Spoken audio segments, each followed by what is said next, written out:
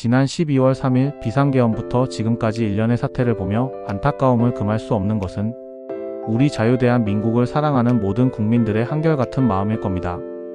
그런데 최근 유튜브를 시작한 제 입장에서 보면 그러한 정치적인 색깔 논쟁은 피하려고 했는데 며칠 전 올린 게시물에 달린 댓글들을 보면서 결국 내가 가진 성향을 굳이 숨길 필요가 없겠구나 생각하게 됐습니다. 아니, 숨기는 비겁한 행동 따위를 하면 안 되겠구나 하고 결심했습니다. 물론 아직 구독자 30명도 안 되는 채널에서 당근 이럴 필요도 없겠지만 못 참겠습니다. 왜냐하면 너무 꼴보기 싫거든요. 제 채널 이름처럼 세상 똑바로 보고 살아야 합니다.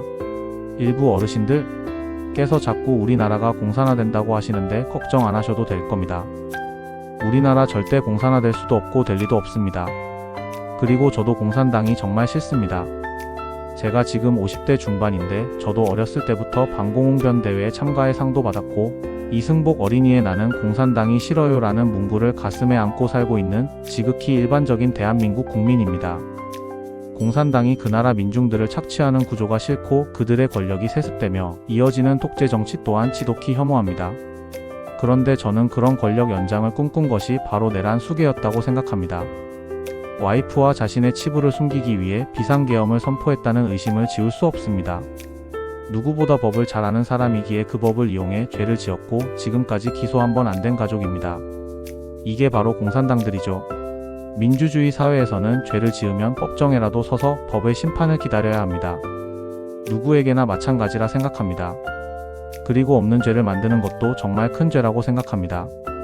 누군가의 귀한 인생을 자신의 사적 이익을 위해 재단해서는 안 된다고 생각합니다. 그게 바로 공산당입니다. 저는 내란 수계가 공산주의의 일당 독재를 꿈꿨다고 생각합니다. 아무튼 조금 흥분해서 이런 이야기를 드리지만 뭐 그렇다는 말씀입니다. 그런 의미에서 오늘은 우리 모두 한 번쯤 생각해볼 만한 진정한 보수란 무엇인가에 대한 이야기입니다.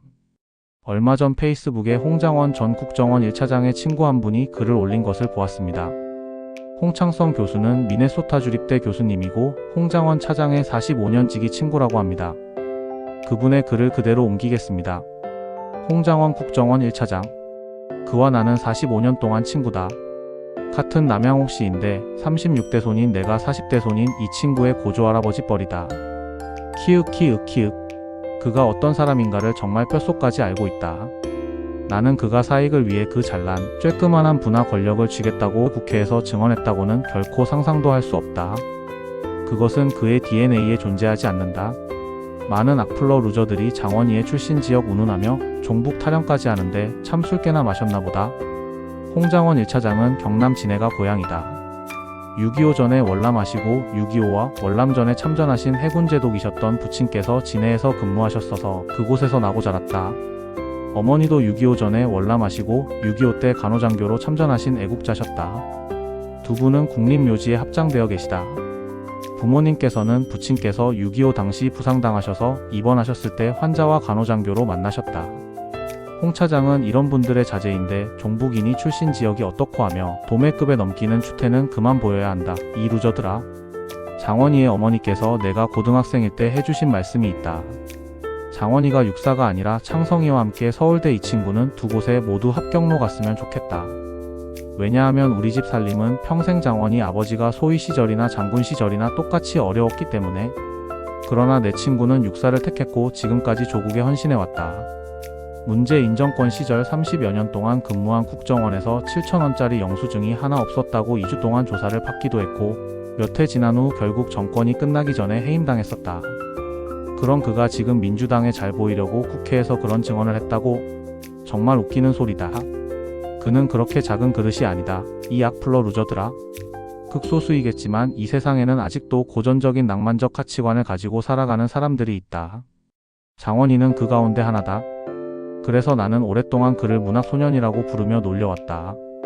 하찮은 부와 권력을 위해 우국충정을 벌일 사람이 아니다. 이 바보들아. 홍 차장은 오랫동안 대북 담당 블랙요원이었다. 평생 사선을 넘나들며 목숨 걸고 나라를 위해 헌신해온 사람에게 이상한 소리들 멈춰야 한다. 당신들만 나라를 위하고 총알이 날아다니는 현장에서 살아온 사람은 사익을 위해 정치인과 국회의원, 체포 명령을 따르지 않았다는 말인가? 오히려 그 반대가 진실이다. 홍 차장이 해임당하고 민간인 신분으로 국회에서 증언할 당시 사용했던 표현이 우리 마포고등학교 시절 유행했던 표현들이어서 웃었다 마나 같은 일이 벌어졌다. 미친 X1호구나, 미친 X구나 마이너스 이 두 X에는 차례로 놈과 개가 맞다. 같은 고등학교를 다녀서 안다. 밑에는 홍 차장의 사진, 나와 함께 한 고등학교 졸업여행 사진, 제주도 대몽항쟁비 앞 홍 차장의 육사 졸업식 사진, 그리고 그가 블랙요원일 당시 찍은 사진들이다. 최근 찍은 우리 두 가족 사진은 보안상 올리지 않기로 한다. 출처 홍장원 전 국정원 1차장 친구인 미네소타 주립대 홍창성 교수 페이스북. 얼마 전 동네에서 폐지를 줍는 아주머니 한 분을 보았습니다. 요즘 보면 경제가 더 안 좋아져서 그런지 그런 어르신들을 예전보다 더 많이 마주치곤 합니다만 그래도 보통의 어르신들보다는 조금 더 젊어 보였습니다. 추운 겨울인데도 힘든 삶을 이어가야 하는 각자의 사정이 있을 거라 보지만 그래도 그 모습을 보니 안타까운 마음도 들었는데 그분의 핸드폰 스피커에서 내란숙의 탄핵을 반대해야 한다는 극우 유튜버의 사운드가 흘러나오는 것을 보면서는 정말이지 참으로 안타까운 마음을 금할 수 없었습니다. 판단은 여러분들의 몫이지만 정말 없는 사람을 위한 정치가 무엇인지 다시 한번 생각해 보셨으면 좋겠습니다. 왜냐하면 세상 똑바로 보고 살아야 하기 때문입니다.